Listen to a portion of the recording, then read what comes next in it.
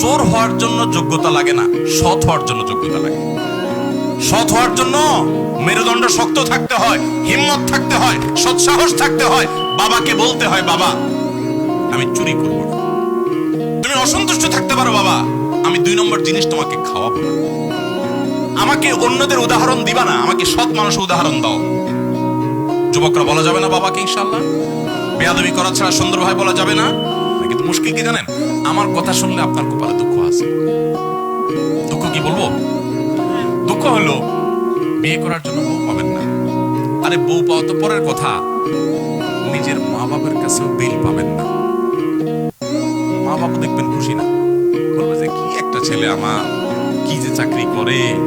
বলেন তো, পড়লেন বলেন তো, হ্যাঁ কি যে চাকরি করে, জামাটাও পাল্টাতে পারে নাই, কি যে চাকরি করে বাড়িটাও করতে পারে নাই, কি যে চাকরি করে কিছুই করতে পারে নাই। বাপ মাও বলবে, এলাকাবাসীও বলবে।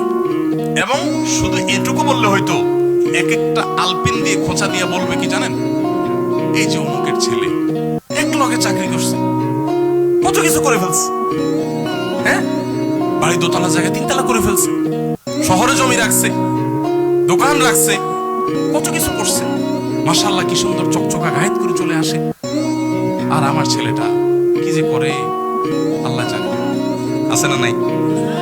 ওই চাচা দেখবেন অনেক সময় সামনের কাতারে মুসল্লি, তসবি, ঠকাইস ঠকিস না, ঠকাইস ঠকিস না, তসবির দানা। উনি হয়তো সুবহানাল্লাহ সুবহানাল্লাহ পড়ে, কিন্তু আচরণ বলতেছে সুবহানাল্লাহ না, ঠকাইস, মানুষকে ঠকাইস, নিজে ঠকিস না। এই টাইপের তসবি আলা মানুষ আছে না নাই? ভাইরা আমার, আজকের মাহফিল থেকে যুবকরা একটু ওয়াদা করেন যে সৎ উপার্জন করব, হালাল উপার্জন করবো ইনশাআল্লাহ। চেষ্টা করবেন তো ইনশাআল্লাহ?